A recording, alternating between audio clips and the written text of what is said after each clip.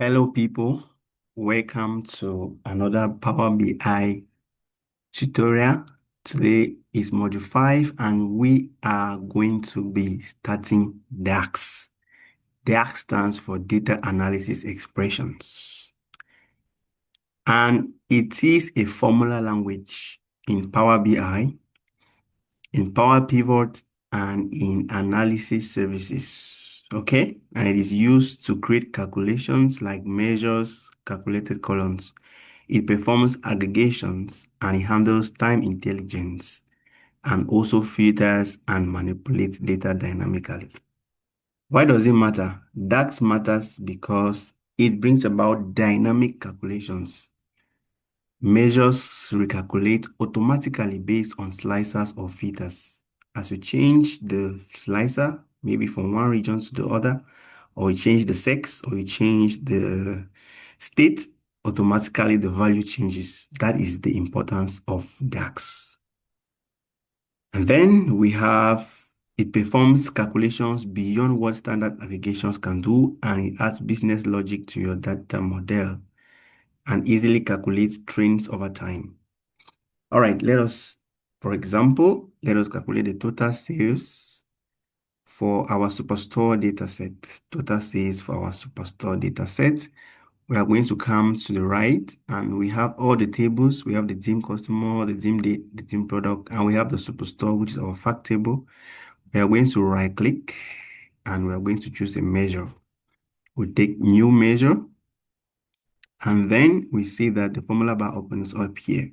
And once the formula bar opens, we are going to write total sales, and it's going to be the sum of sales. All is very easy. Even Excel will give us this. So it's going to be total. I think we have total sales already. So in that case, let me write total sales 1. Do we have total sales? Let me look here. We have total sales already. So let me write total sales 1, and then I'll bring the sum function. Just start typing. Pops up, and then you click on it. That's not sum. Click on it, and then we're taking the total sales of what? Of the sales column, the sum of the sales column. So just start typing sales, pops up, close the braces, and then we hit the enter button. And what will you see? You see that total sales has been added to our data model right here in the Superstore table. Right down, it is in alphabetical order. So you have total sales. We have total sales up here. So the one we have just done now is total sales 1, which they all have the same formula. If I click on total sales, you see the formula on the formula bar is the sum of the Superstore sales column. So we can right click the second one, and then we take delete from model. Okay, then that is that. Okay, so what is row context? Let's talk about row context. Row context happens when DAX is evaluating each row individually, usually in calculated columns. So what we just did is a DAX that we wrote, but we created a measure. There's also what we call calculated columns. We've seen this in modules 2 and 3. So you can use DAX to write either calculated columns, to create either calculated columns or to create measures. Okay. So we have for calculated columns, DAX help us to evaluate each row individually, as we have said. And it also helps us in iterators like the sum x and the average x functions, which we are going to see later. So you can create a calculated column on the Superstore table, which will tell us the profit. Like it will give you the profit row by row. So we can say line profit is Superstore, the sales minus the discount, not so.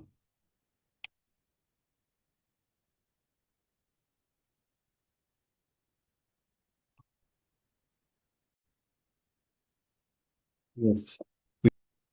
We subtract costs from revenue to have gross profit. And when we've already subtracted the other things like um, administrative and fixed costs, we'll have net profit.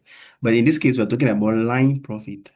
Line profit is the revenue minus discount, because you're taking it line by line, row by row, and at the row level, the only discount, the only negative thing that been applied to your data is the discount, if in case there is discount. So in that case, it's going to be a calculated column, not a measure, which is still going to be done using DAX. So we right click Superstore and then we take new column in this case, not new measure again. We take new column, the formula bar gives us new column, and we're going to give this name line profit. And then we're going to take the sum of the sales, that's typing sales, and then we're going to subtract the discounts from it, Superstore discounts. And then we hit the enter key. And so we have another calculated, we already had a calculated column here, which is lead time. Now we have a second calculated column, which is line profit. If I click on this lead time, you'll see its own formula. So lead time is the difference between the order date and the ship date. The answer's in days, okay? So you take date diff, and then you take the order date and the shipping date, and then you put the answers in days. As simple as that. So it gives you the number of days that it takes for every order to be processed and shipped. All right. Very, very interesting. Okay, so we have talked about DAX, using them in calculated columns and in measures. So we also use the DAX in filter context, which means filters can be applied to visuals, right? Like a slicer, a filter pin, calculated expression, and all of that. Okay. Let's talk a little bit about measure. So measures are calculated at query time. So for example, why these calculated columns are present in our data model, these measures, like you see, their own symbols, they're like a calculator. These ones, they are not stored in the data model. And so this can only be used when you have a visual for it. For example, if I have a visual for total profit and I put it there, we're going to have see visuals in module 7. Don't worry yourself. Let's finish with DAX. So when we go to visuals, we just have to drag and drop. So when we have the visual say for total profit, and then you put the different products, by the time you switch from one product to another, the total profit automatically changes to the profit of that particular product. That is the importance of measures. And at that time, when you are switching from one product to another, the the DAX is being run at that time. For that, the measure is run at that time. So it is done only at query time, unlike calculated columns that are already calculated and stored in your data model. So that's very important to take note. So measures are very, very important. So they respond to slicers. They respond to slicers. You cannot drag calculated column and put it to ensure. For example, let me explain what I mean. We have Let me clarify this so that there should not be a means of confusion for anybody. A calculated column does not change with slices, that's true. But if you put the value in a card, the value becomes aggregated. You can take the sum of that or the average of it. And so if you put it in a card and drag it and drop on your report view, it will change with slices. Okay? So it only stays the same when it is at the row level, unlike measures that they don't even appear at row level, they are calculated at runtime.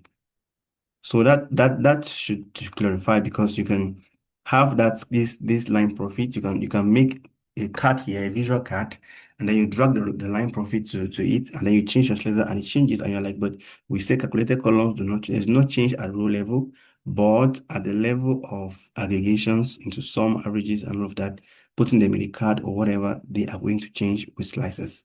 So you take note of that. Okay.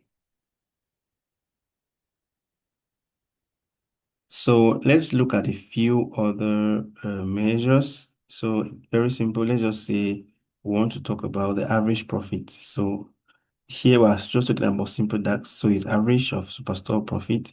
Let's write another DAX for average profit. So we come to the superstore table, right click, we take new measure, and then the formula bar that should come. We change that name measure to average profit, and then it's going to be use the average function. Then we're taking the average function of profit. All right, not line profit. Because we already have a column of profit, but it's the same thing anyway. And then that is it. So we have another one. We're going to use all of these when we're building our dashboard or report. So let's just walk that through. Another one. Okay, let's talk about count. So the count will count the rows if the values. So we have a difference between count and distinct count. I prefer to use distinct count because distinct count will only count unique values. Unlike count, like counts will count the number of rows even if values are repeated. So let's get the distinct count for the number of products. So let's say distinct count for the order ID. Yes, let's say we want a measure to give us the number of products, the number of orders, all right? The number of distinct orders. Because we said last time that if I am a customer and I come and order 3 goods, those 3 goods should have 3 different rows, although my customer ID will be one. But those 3 goods, or the order ID will be one order ID, but it will have 3 different rows because we're looking at granularity in our data. So if you use count here, and let's say I'm a customer, I have 3 orders, which will give me the same order ID but 3 rows. If you take count, you count those 3 rows as 3 orders. All right. But if you take distinct count, you count as one. And that is why it's good to use distinct count when you want to count the number of orders. So let's go to Superstore. We right click, new measure, we take a number of orders. We'll just say orders number. So in this case, I'm using distinct count. So you need to know the formula, distinct count of order ID. So I'm going to start typing order ID for the superstore, not the team. You see order ID is present in the team in the products table, but we're talking about the order ID in the superstore table. Close the braces and take OK. And that is it. Perfect. Perfect. So far, so good. So, what about average sales per order? Let's go a little bit deeper into the DAX. What about average sales per order? If we want to get the average sales per order, that's going to be the sales, right? We're going to divide the sales by the distinct count of the order ID. All right. So, and it's going to be very simple because we already have DAX or a measure for distinct count. So I just probably we're going to take I already have total sales, so it's going to be very easy. Very easy. So to get the average sales per order, let's write a DAX for that, average sales per order. So we have Superstore, new measure, comes up, we take average sales per order. This time around, we're going to use a function, divide function. This is not in Excel. So we're going to divide our total sales, which we already have, total sales we already have the orders number. So we'll just get the orders number, which is another distinct measure. Easy. If this was not there, we would have taken sum of sales and then we write the same formula we wrote up there for orders for the distinct count, orders ID, something like that. But since we already have them as measures, we just have to use them, which is going to be very easy. Okay. So take note of that. You can use measures to write other measures. Very easy.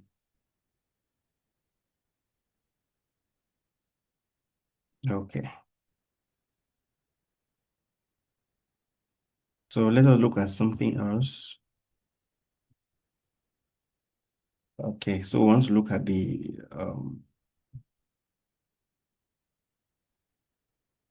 this related table. I think you've seen this, very important. So related and related table are two of the most important DAX functions in data modeling because they help you to pull data from or across relationships. So related will help you to bring a value from a dimension table into a fact table. And then we are going to try that out. So Let us say for related. So calculated column, in this case will be a calculated column. Let's say customer segment. We use a related function and we take dimension of the customer segment. Customer segment is a type of customer in our data set. For those who are new, you may have to watch the other videos to get acquainted. Okay, so in our dimension, in our fact table, we have the type of customer in our customer table, but we want to bring that, we want to create a new column where we have each order telling us the type of customer who ordered who gave in the order. It can be a retailer or corporate customer or retail customer. So, but we don't have that column in our superstore data. Now, to have that, we can just say type of customer or customer type or customer segment. Let's just say customer segment. In this case, we know that customer segment is found in the customer table, but we are creating this measure in the superstore table. That's when we use related. Just take related, not related table for now. Related, and then we take the customer table. And in the customer table, we're taking what? The customer segment. So you take that. So what does it mean? The measure is going to go to your superstore table and use the common key, which is the customer ID, and then it will go to the customer table and look for that same customer ID and pick the customer segment there and aggregate and put it in the customer in the fact table. That's what this function does. All right. So we hit the enter. And if you look here, we have a new column, which is the customer segment. That's very important.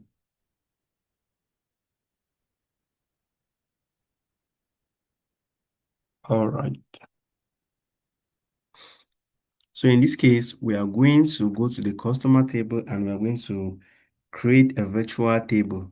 A virtual table means that it's a table that we do not see, but it exists, which is going to be the number of orders per customer. Like each customer, how many orders has this customer placed? And then you will normally just count them. So in this case, we are creating it in the customer table. That's where we use the related function, the related table function, and there must be a one-to-many relationship between the two tables. We have already seen this in the last module. You can watch the video, follow it through. So we take new, in this case, it's going to be a column again. Take note, in this case, calculated columns. So in this case, we are going to have the orders per customer. We can just put it that way. So to see how many orders per customer, we're going to take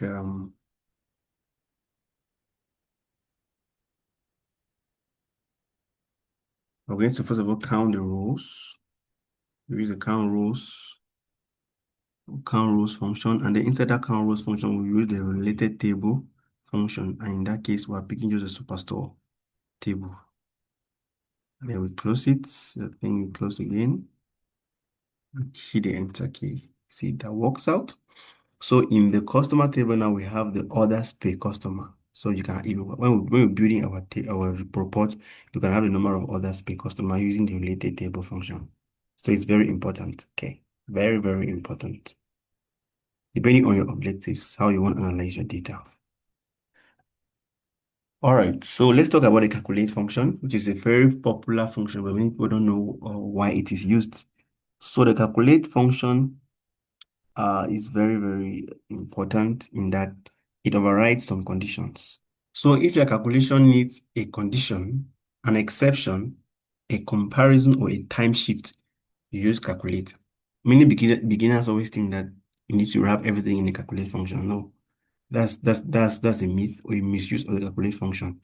So you use it when you want to change or need a condition, exception, comparison, or time shift. And we are going to see that in three different ways right now. So the first way in which we are going to see the calculate function is if you want to apply a specific filter inside a measure. Normally, you don't apply a filter inside a measure, but now if you must do it, then you must wrap that in the calculate function. Okay.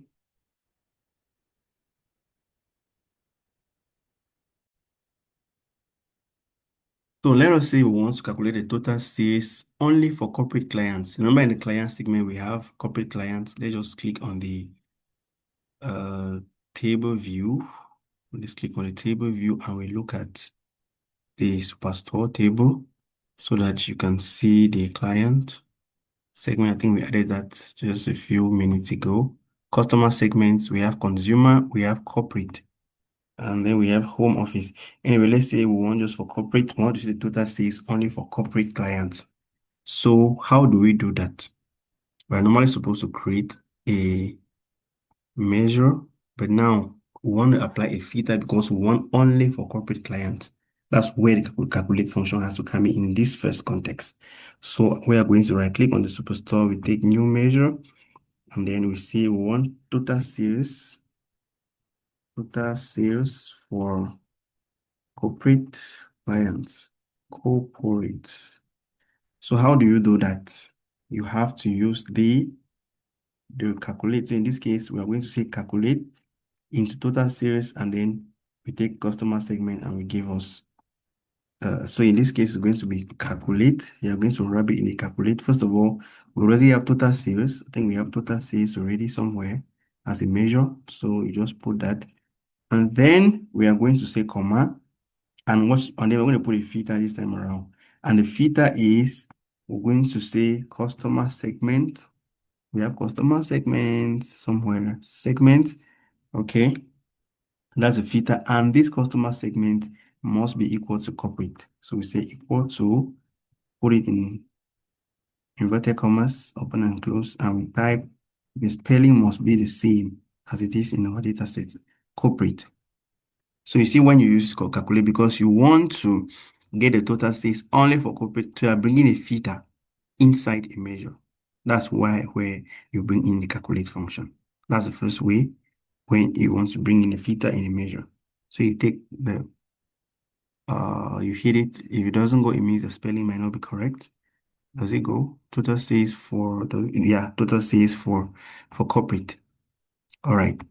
So the next thing we're going to see is when you want to ignore or override an existing filter. So in this case, there is already a filter, but then you want to ignore it or override it. So you need to use calculate. So you see the importance of calculate. The first time is to introduce a filter in a measure, which is normally not used, not done, but now calculate will help you to do that. Secondly, there's already a filter somewhere, maybe in a measure, and then now you want to override that. You want that filter to be ignored in analysis. In that case, you're going to use the calculate function again.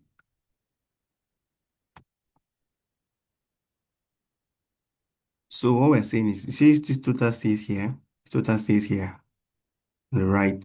If you have a filter or a slicer that you can click the different customers like corporate, total sales in a slicer, or and then you change the customer to say corporate, this will automatically change. Meanwhile, this one here down here will remain total sales for corporate. Now, if you want your total sales not to change at all, even if you have a slicer that you can click on customer, you can click on corporate, you can click on uh, consumer, you can click on home office, and no matter which client you click on, the total sales will remain the same for the entire business. That's when you can use the calculate function again. So in this case, we're going to have total sales for all clients. Total sales that was brought in, total sales that was, should we say brought in? No. Total sales, total revenue that we had from all the clients. Okay. So in that case, we will come to the superstore and we take new measure. And then we are going to say total revenue overall. In this case, no matter what you change, this total revenue overall will remain. So it's going to be, we use the calculate function and we want total sales, in this case, total sales. But what will happen is that we want total sales for all, so we must use the all function here, and we're going to have for all the customer segments, all of them. So no matter which customer segment you're going to choose, this total sales is going to be stagnant. That is another place where you can use the calculate function. So it's very important. And then lastly, we can use it for time intelligence. Okay. Like same period last year. So we can count, want to have the sales for the total sales for last year. So we can have same period last year for the total sales. So we can have sales last year. So we can have another measure. And that measure, we want to have the measures for last year, sales last year. So if I put, say, I think we have this already. But if I put sales last year, and then I come to the measure, we're going to use the calculate function again, and it's going to be the total sales. We already have a measure for total sales, so we'll just pick it, total sales or total revenue. Then we're going to say same period last year. We use this formula called same period last year. And we're going to use the date table in this case and the date column on the date table. Then, should we have our answers? They're asking if we have our answers. Let's just leave it that way. Leave it like that. That's this. So that's it. So the calculate function is also used when you have to use time intelligence, right? So we have same period last year. And then you have that says last year. So if I think there's an error with that spelling. Says last year, there should be no E. Get that off. Hit the enter button. Okay, so you see the various ways in which you can use the calculate function. We've seen how to use it in time intelligence. Time intelligence is very important. We've seen same period last year. Okay. We can also have total sales. Now we're talking about time intelligence here, or true calculate. We can also have total sales for year to date, like from the beginning of the year to today. That will be total sales. We use total sales year to date, total sales and the June date. So we can say another measure. So most of them will be using measures. Right click, new measure. So we can have total revenue to date is going to be equal to, in this case, we're going to have a formula total year to date. Total, and when you're using time intelligence, you must always use the dates, the data, the calendar, the June calendar, right? So we have total year to date, this function, and we are getting the total sales, which we already have a measure for it.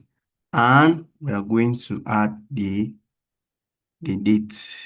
We're going to add the date, which is from our dim date table. So we have it from our dim date table. I'm going to put just a typing date, and I will see that we have the dim date table and the date column on it. And that's that total revenue to date. So we're going to use the total year to date function for that. Should we try another one for the time intelligence functions? Okay, we have seen same period last year.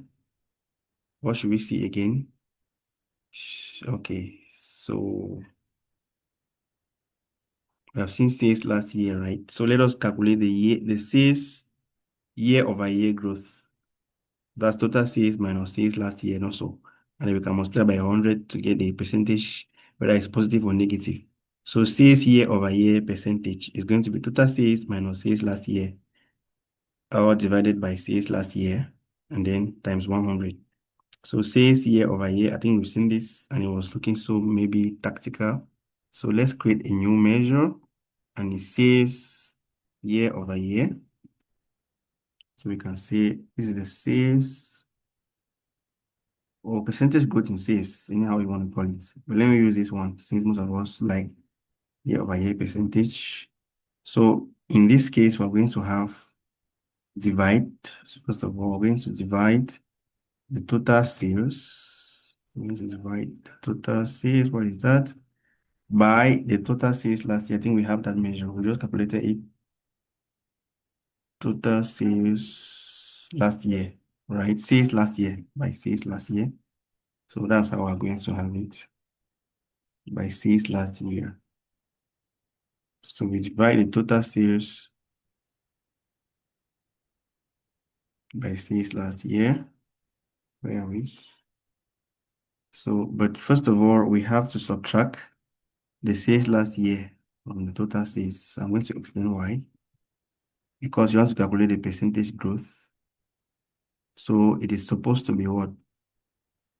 Percentage growth is supposed to be, for example, if you have January and February and you want to get a percentage growth or percentage decrease, it's normally the sales that you got in February minus the sales you got in January, all divided by the sales you got in January, not so.